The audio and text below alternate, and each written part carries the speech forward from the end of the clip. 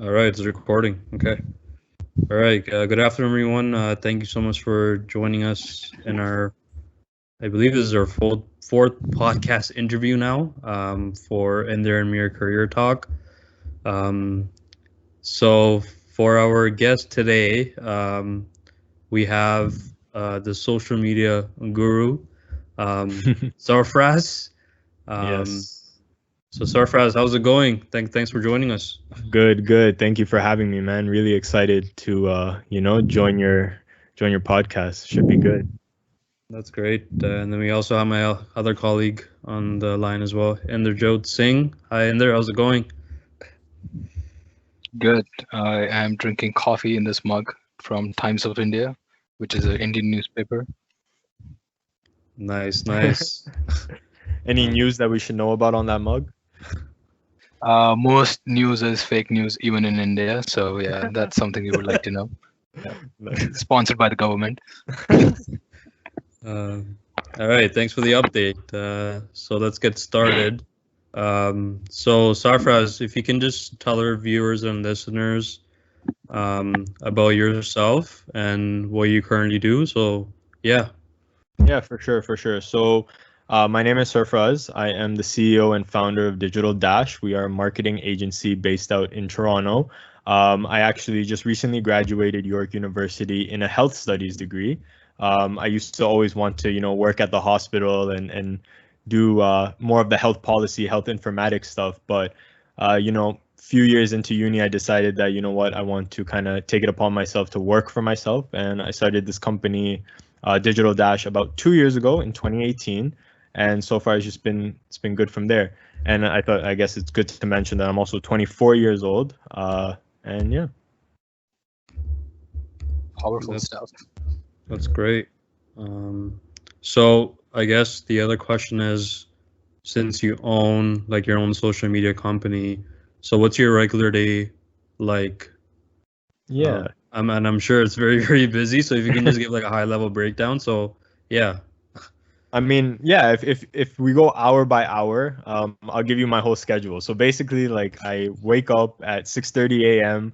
every single day. I get my morning routine, shower, all of that good stuff. I'm sure no one wants to hear about that, but you do your basics, you have a good breakfast, and then you get to work, right? So because I am the founder and the only one in the company right now who's kind of managing everything, I do a lot of the sales and the management, right? Obviously, I do have my team of developers and graphic designers on the side. So every morning, I like to touch base with them, kind of go through our stuff, see what's going on, and kind of prepare the day. So after that, like after the morning, I'm like, all right, cool, I'm ready to go, all of that good stuff. And then it's a more relaxed type of day, if you ask me. Yes, sometimes you're busy with meetings and stuff like that, but because you're your own boss, you're kind of more relaxed and you kind of just go through the day as it goes. If stuff comes up, all right, you're cool, you go through it, and that's it, right? So from the morning till the night, it's basically constantly working, right? As a sole owner of the business, you have to always constantly be checking up on your clients, checking up on your employees, but you also have to be scouting for new business, right? And which I think is probably the main part in owning a business and the hardest part, right? Being the salesperson, right? I mean, eventually, I want to be able to automate the process of kind of the management side where I don't really have to focus too much on that, and then kind of go through the sales process, because I think the best person to sell your business is yourself, right? You know your business inside out, and you just kind of go from there. But I know I didn't really touch too much on exactly what I do, but it's just work, work, work. That's pretty much all it is. It's work and meetings, all day. No worries. Yeah, thanks. You're free to touch on what you do. So exactly what your company is about and who do you serve, what's your client base, and yeah, let's just start with that. Yeah, for sure. So like my client base consists on kind of the small and medium-sized businesses. Now, I haven't been able to niche down completely yet just because I am only 2 years into the business, and I feel like, you're still in the starting phase, right? You don't really know how like how low, like how much of a niche you actually have to go to, right? Now, I work with a lot of dentists, lawyers, plastic surgeons, and HVAC companies. Those are kind of like, I would say, my top 4 industries. Now, I do want to kind of niche down into just top 2 instead of top 4, right? I want to be able to niche down to dentists and HVAC companies. But in terms of what my business does as a whole, right, we provide website design, digital marketing, which entails Facebook ads, Google ads, search engine optimization for companies, social media management, graphic design services, pretty much we're a full service agency, as well as photography and videography, right? We actually just introduced, virtual tours for real estate agents, with Corona going around and stuff like that. It's something that we really need to look towards, and something that's actually an expanding industry, right? Like, it's 4D virtual tours, and they're all guided, right? So it's something really, really good. But right now we kind of serve everyone, because every small business and medium-sized business, they need a website, they need social media marketing, especially during this time, right? This time's crazy, right? You don't know what's going to happen next, and we've seen so many businesses close down just because they weren't up to par, they weren't there, they weren't in the now. 2021, 2020, everyone needed to get online, and a lot of people just stuck with brick and mortar, and they suffered because of that, unfortunately, right? But I think with how everything's going on with the pandemic, like, this is a growing industry, and it's something that people are realizing that they need now, whether that is to generate more revenue for their business, or just have a new look on their brand, because a lot of people have websites, they're just not good, right? They're not the best, right? They're not appealing to the viewer, they're not functional, and yeah, like, that's kind of what we focus on, the industries that we're trying to focus on. But that's what we do. Okay. So if I want to ask another question, that would be around your start of the business. So, like, what led you here, and how did you come to a conclusion that you wanted to start this business, but also why this business, and how did that transition happen from, like, hoping to just get a job? I think that's where you were once, right? Based on what you said earlier, to starting your own business. Yeah, so for me, I've always had this entrepreneur mindset, I have cousins who own their own business. My mom actually owns her own business. It's something that I always wanted to do. It was always something that was like, I don't want to work for someone. Now, I've worked like 7 or 8 jobs in my lifetime. I've worked at hospitals, I've worked retail, I've worked at, for the town of Richmond Hill, and I've just worked for so many different, people. And I'm like, what, why am I trying to build someone else's dream when I can, kind of build my own, And at that point, I was a young hustler. Okay. In elementary school, I used to sell cases, right? That's kind of how I started. One summer when I didn't have a job, it was actually Mir. It was between Mackenzie Health and Sick Kids. There was that one gap year where I started haircutting, right, out of my garage. I did it just for one summer. I didn't have a job. I didn't want to go work retail. I wanted to make some money. Just did that, right? Then during Sick Kids, I started my photography business, and from there, I actually still do that till now. It's been about 3 or 4 years now, and it was like something that I really love to do. Obviously, eventually it became a chore, and I was like, oh, I hate going out. I don't want to go out anymore. Like, I don't want to do this anymore, right? So I eventually stopped, because like, once your business becomes a chore, then it's like you need to get out of it, because then you're just going to be dreading your whole life. That's just like, for me, that's how I felt when working a 9 to 5. I'm like, I'm dreading it. I don't want to go. I hate my job. It's not something that I see myself doing for the next 50 years of my life, right? And so that's where I kind of decided, what, digital marketing is a growing industry. I always loved social media. I was always on social media, not as like an influencer or anything, just in general, I like posting pictures. I like, taking photos and just stuff like that. So it's something that I already like to do. And it's actually funny how I started. I actually started this agency by doing free, I had an agreement with my barber that, hey, I'll do your social media advertising, like your management, and you give me free haircuts. I was blessed because I was getting free haircuts, and all I had to do was post for him. And then it got to a point where I was like, you know what, like I can make money off of this. So I was like, okay, since I already like digital marketing, now see, this is just social media management. This is one small little percentage of digital marketing. Like digital marketing is huge. There's so much that gets involved with digital marketing, right? But this small thing I really like to do. So I was like, you know what, I'm going to start doing this. I reached out to like companies in my community, right? And I was like, hey, let me do your social media. Let me post for you. Let me create graphics. And then from there, I had a graphic designer on contract at the time. So I didn't have to fulfill the work, right? I would obviously, I guess, outsource it to my contractor for a cheaper price and make that margin, right? And that's kind of how I started. And I think that's the way to start because you don't have a lot of capital to begin with, right? You have to figure out a way to still make your margins without spending too much. And I feel like, freelancers and contractors is the best way to go, but obviously not like Fiverr or anything, because I've used that so many times and I've been disappointed. But, people that who are still willing to do it for a good price. Yeah. Awesome. So when it comes to the hustling phase where, I mean, you're still in a hustling phase in a way, but when you said you opened a barbershop, quote unquote barbershop in your garage. Like, so how do you take your plunge? What's the mindset that you have at that time? Like what's going on in your brain and how do you make it actually sustainable enough?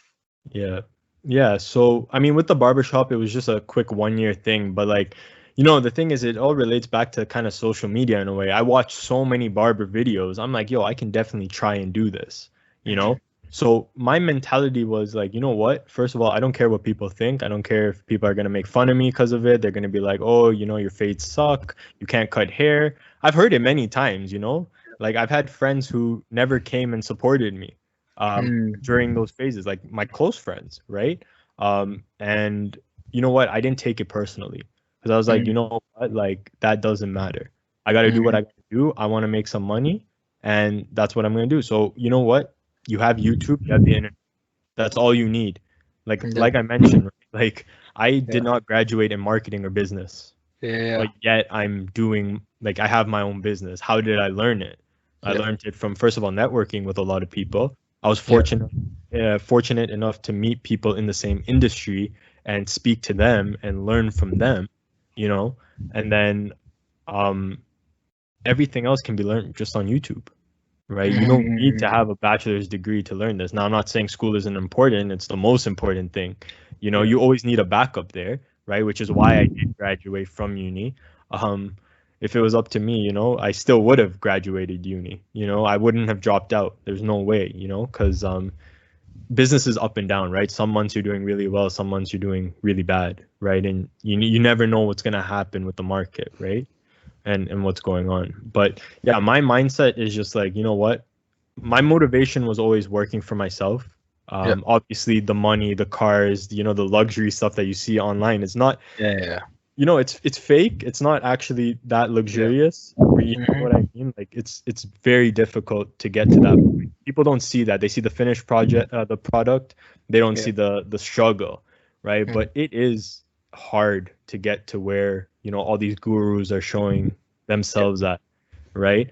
But if you keep that motivation and you just make sure that you're just pushing every day and you're kind of blocking out all the haters, haters are my motivators type of thing. Just keep going and you're kind of good from there. And that's how my mentality has always been, like I don't really care about what people think. And you know what, if it doesn't work, okay, try something else. It's always about failure is like success ladder, right? Like I don't know if you guys have seen that picture on Instagram where the guy's building a staircase with bricks that say failures. That's basically what it is. Every failure is a step towards success. So yeah, that's kind of my mentality around the hustle. Yeah, you just grind it out. You just keep going. You don't stop and you don't doubt yourself. I mean, you doubt yourself in the sense that, you want to improve yourself, but you learn from it. That doesn't mean you just change your goal or, get rid of your dream. Exactly. And, as a business owner, as personally, like I've gone through a lot of stuff that, would demotivate people and would literally tell them like, you know what, I'm done. I can't do this. Like when people say, how you hear entrepreneurs say, oh, like I've been broke. I have Yeah. genuinely been broke. Like, yes, okay, not broke to that sense that, oh, you know, I don't have a house to stay in, I don't have food. Fortunately, you know, I live at home with my parents. I'm good, you know, for the time being. I have food, I have a house, you know. But in terms of business, you know, like I've been at that point where there's zero in the account, Yeah. right? And that's tough because like it's something that you're working so hard, and it's not like it was just the first month. It was almost a year and a half into the business and there was zero in the account because of like, you know, events that happened and that occurred, right? And you know, a lot of people there would just quit and they'd be like, you know what, no, I don't want to do this, I can't do it. But you know, the people who say, no, you know what, this is a failure, this is a learning lesson, let's take this and let's just hustle harder. And you know, that's what I did, and then you know, everything kind of just goes up from there, right? Yeah, that's great. It's crazy. Yeah, it is. It definitely is. So Sarv, the other question I had for you is, I know that you mentioned that you worked in various, I guess, positions from retail to healthcare, and I'm sure you picked up a lot of skills with those positions that helped you prepare to become a business owner. Yeah. So can you elaborate more on, I guess, what key skills did those positions help you gain? And also, I guess, if you can give some examples on where you use those skills to become a business owner. Yeah, for sure. I think you know, all of the jobs that I've worked kind of interrelate with like a few skills that really helped me. You know, I think organization was one. Obviously, when you're working a job, you have to organize school with your job, timings, you know, assignments, exams, all of that. And I think it gave me a really good idea of how to organize my life. You know, I feel like I'm now OCD, like I need everything organized now. You know, like my desk needs to be put a certain way, my monitors need to be faced a certain way. You know, I just got to be organized in any possible sense. You know, I have like a few notebooks that I write all my notes in and stuff like that. And I think organization is one skill that really I learned from all of my jobs, you know, just because obviously when I was working all these jobs, I was also in school and I was also balancing, you know, photography. Like in Sick Kids, for example, right? I was balancing, I think it was in the summer. So I think I just had finished school, but I was balancing, you know, photography and Sick Kids, you know, and some were 12-hour shifts, you know. Like it's tough to kind of balance everything, you know. You have commitments over the weekend, but you're so tired you don't even want to go out, but you have to, right? And I think that was one of the main skills. I also think communication, you know, back in high school, I was not confident at all. I don't think I would be able to even speak to you guys like I am right now, to be very honest. I get very nervous. Public speaking, number one. Introducing myself is probably like, I don't know why, it's the hardest part. Even till now, I still kind of struggle with it, you know. But I feel like, you know, working at TD, because I worked at TD as a customer sales representative, like, you know, the teller, right? And even in the hospitals, again, like you're speaking with doctors, you're speaking with professionals. You remember I had to actually teach M-Moto, the voice thing with in front of all of the students, you know. Holy smokes, bro, I was literally scared out of my life that day, you know. Like I was shaking, but I got it done, right? And you know, I feel like now as a business owner, that prepared me, because now I'm always talking to random people. I'm literally reaching out to random people that I've never spoken out before, pitching my services to them. You know, I'm sending voice notes on LinkedIn. I'm doing videos in front of a camera. That's like very tough to do, because, you know, it's weird. You know, you're not comfortable speaking in front of a camera like that. Yeah. Right. So I think public speaking and you know, communication skills, like the jobs that I've had really helped me kind of grow in that skill, you know. And I think I'm still growing. I don't think I'm a perfectionist when it comes to speaking publicly. Like if you told me that I'm gonna go speak in front of 250 people in person, there's no way I would do it. I would actually say no, you know, because I still don't feel like I'm there yet. And I also, I guess it's a little bit of imposter syndrome. I don't know if you guys have heard of that, but it's like, I don't believe that people want to hear what I have to say, you know? So even like, I don't feel personally that I've accomplished something that's so crazy that, you know, I feel like any general person can accomplish what I've accomplished, you know, and maybe sometimes that's not the case, but to me, obviously, just the way I look at it, I feel that way, you know. Maybe to other people it's like, no, this guy's actually accomplished a lot, type of thing, you know. And yeah, like it's a little bit of everything, you know. But I think those two skills from my past jobs have really helped me as a business owner grow, because you need communication skills, sales, you got to be able to talk on the phone, talk in person, close meetings, everything, right?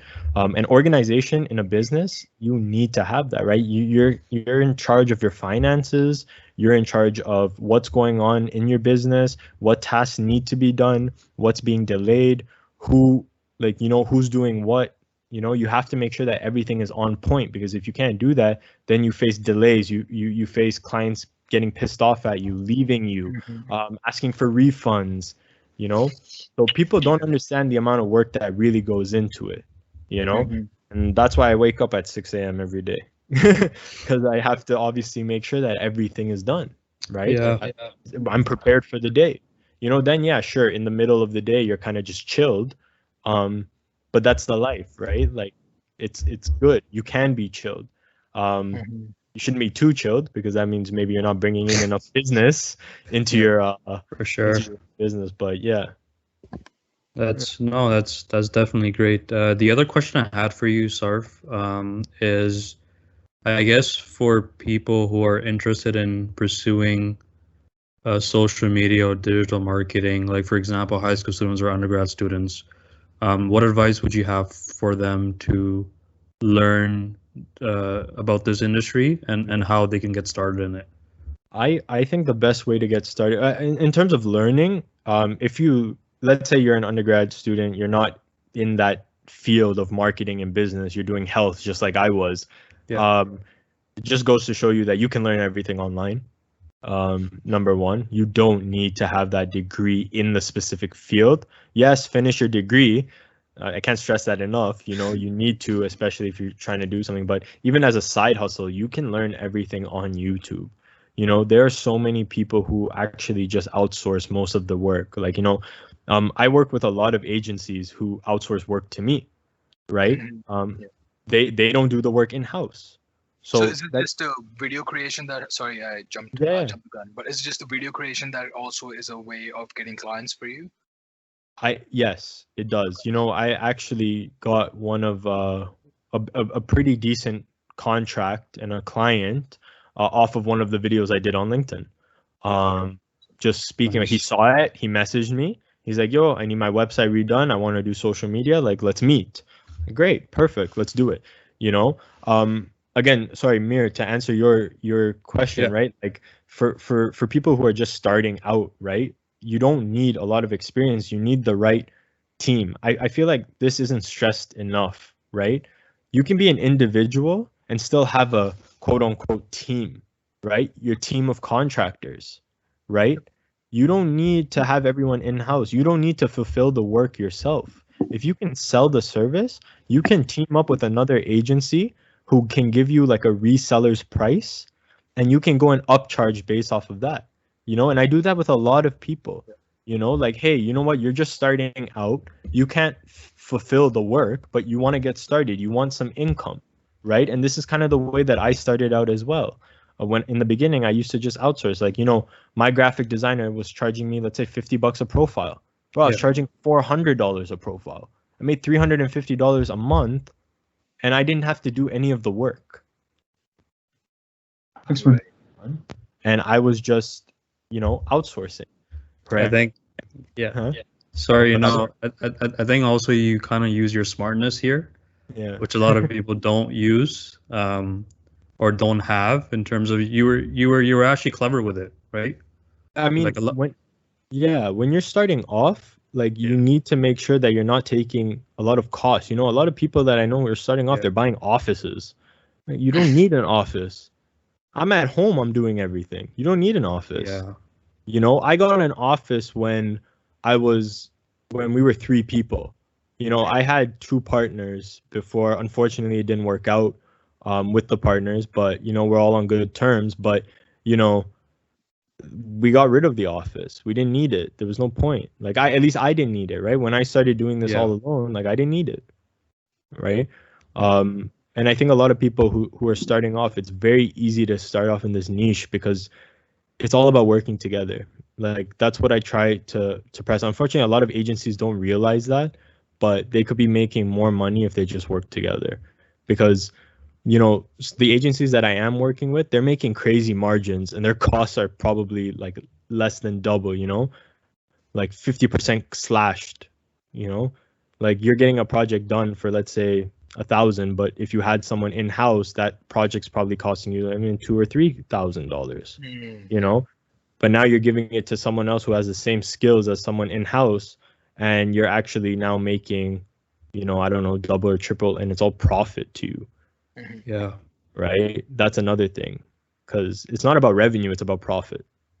Yeah. You know, and a lot of people, they, like, I don't know if you've seen a lot of social media gurus and stuff like that, but they kind of tell you their revenue, you know, more than, if you're not, like, usually 90% of that is revenue, 10% is profit.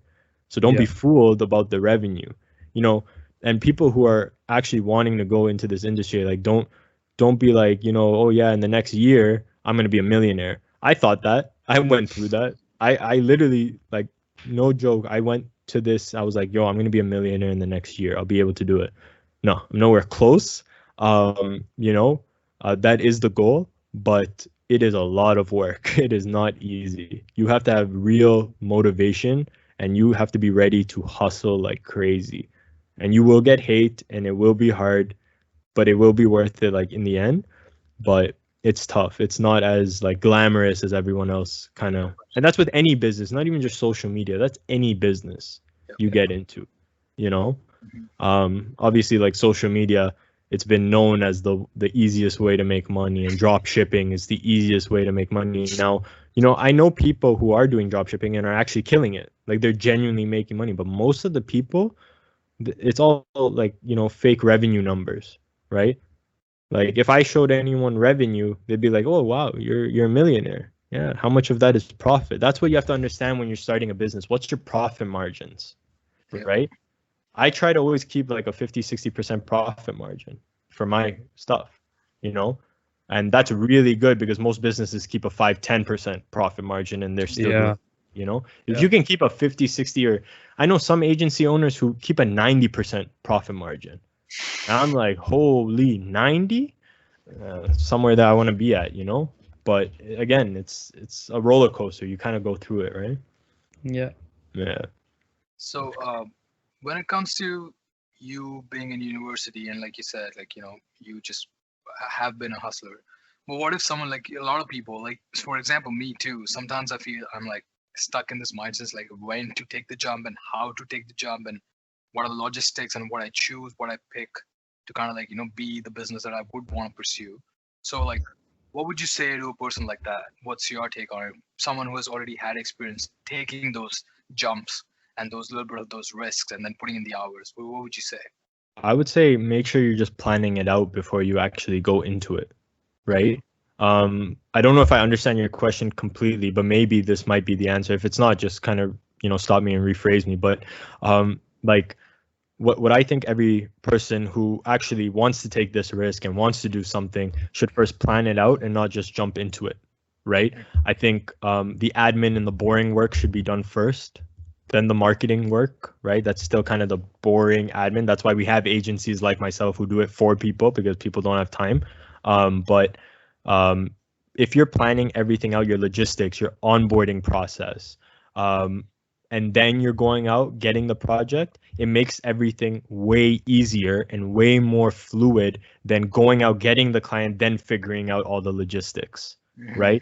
It's first better to figure out, okay, this is my onboarding process. These are the contracts that they're going to sign depending on which service they choose. This is what I'm going to do next once they get onboarded. This is how they're going to pay. This is the email template that I'm going to send them. So we have onboarding email templates, right? We have contracts that are sent as soon as they sign up. The invoice is automatically sent out. You know, once they pay, work gets started, all of that stuff. Then once you get that project in, that's when you kind of can go about, okay, how am I going to manage this with my team? Do I have the resources? So obviously, again, you should always have the resources before you get a project in, just so you know exactly what you're selling, right?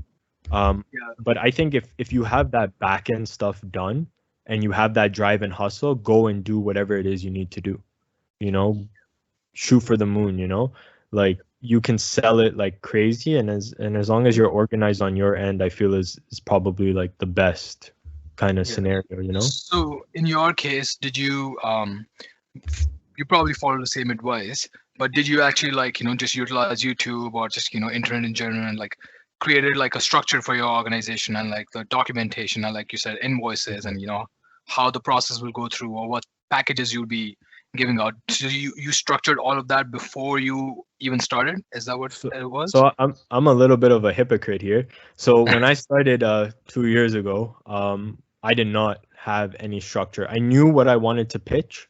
I did have packages. I did have pricing. I had no contracts. I had probably the worst way of sending invoices. You know, I would just create something on Canva and then just PDF it and send it.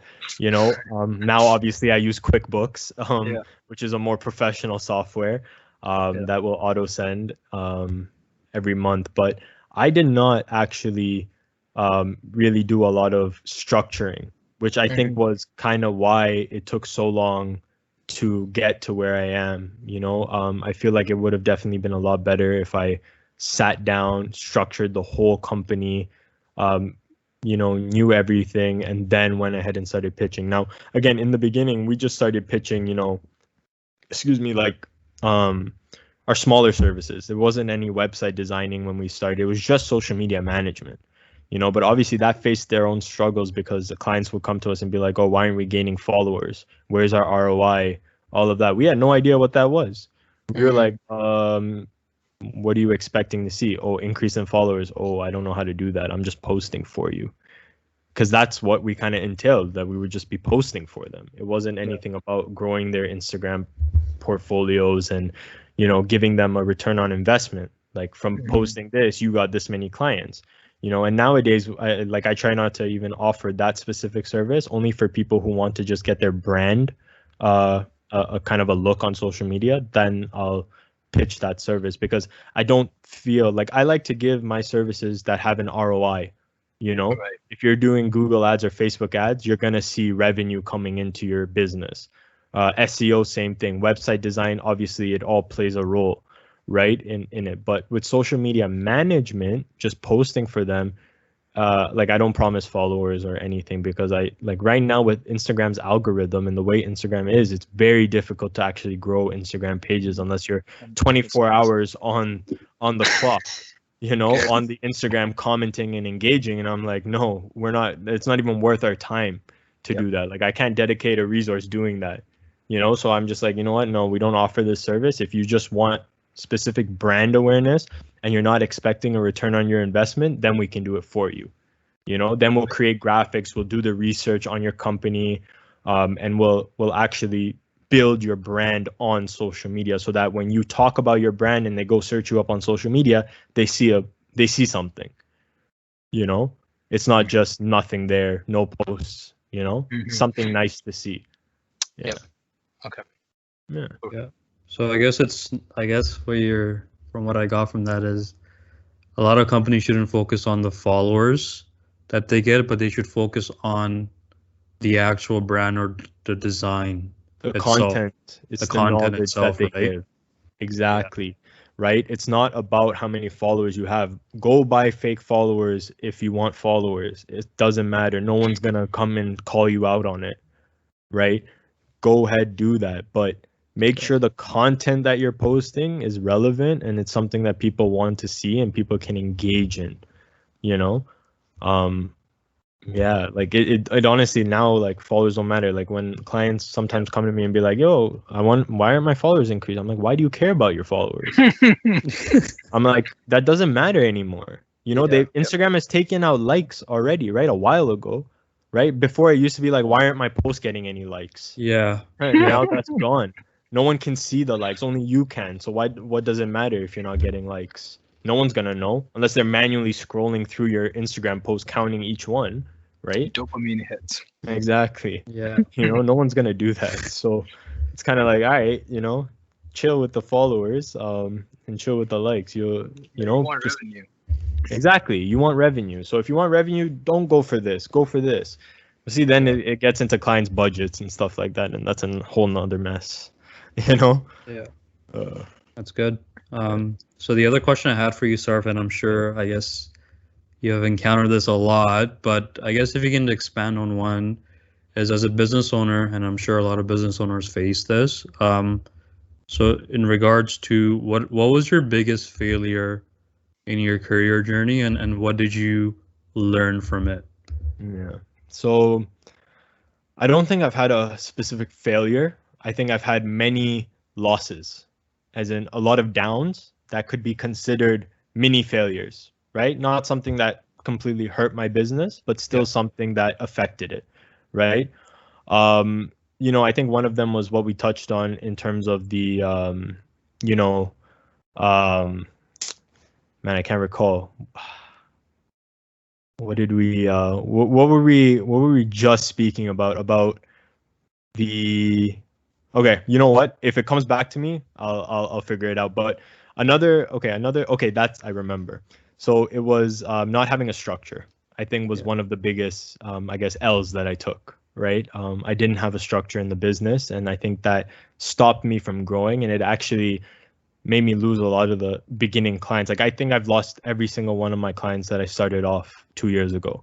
Like I had 5 or 6 and they're all gone now, and see, the problem is because at that time we were just starting out, it's very hard to go back to them and be like, hey, we're much better now, because they've already experienced such a bad side to you, and you don't really know how to kind of go back and, get that client back, get that contract back. It's very difficult to do, right? So I would say that's one of the L's that I've taken. I think the other one, and okay, it's a learning experience, and Mir and I have talked about it before, and like I don't wanna bring it up in a bad way, but I don't think I needed to get into a partnership at that time. Unfortunately, the partnership did end, and it ended badly. I don't, and it sucks because I don't talk to the person anymore. But shit happens at the end of the day, right? you can't really do much about it, but it was unfortunate. But I think that was one of the L's that I took as well, because looking back at it, I definitely learned a lot, right, with the whole partnership. I was in a partnership for almost a year and a half, right? That's a long time. It's a long time, right?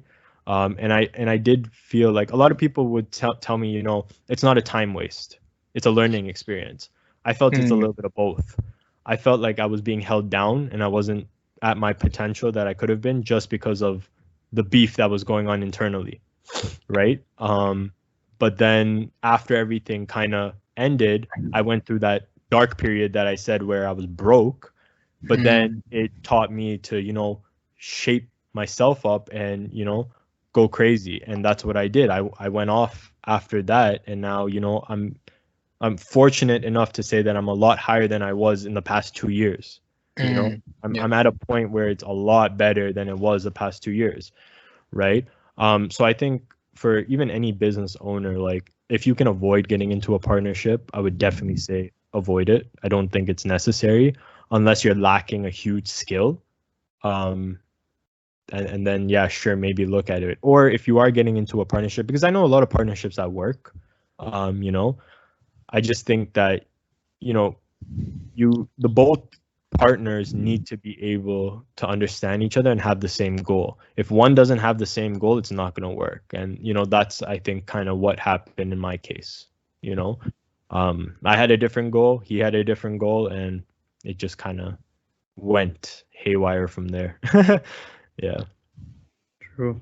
But I think those two, I think those two were my top two, I guess, biggest failures, I would say, or, lessons that I've learned from. Yeah. I have another question. That's that is, do you have a YouTube video or a LinkedIn video that actually highlights the structure and like the, how you maintained or created a structure for yourself and for your own business? Do you have something like that as a resource that other people can refer to? So I actually don't. What I do right now is I just do a lot of marketing tips for small businesses, like videos on that, like, how to kind of, develop your brand and all of that. And, I'm actually coming out with an ebook soon. I may print out a few hard copies, but I'm looking to publish that soon. And it has all the marketing tips for small businesses and stuff that they can kind of read. And it's in an interactive book. It's got quizzes, it's got notes that you can write on and everything, right? From what you're learning in the book itself. Honestly speaking, I do want to start my own podcast at one point and actually speak about these things that we're talking about, the structure and how it was starting it, and answer, people's questions and stuff like that.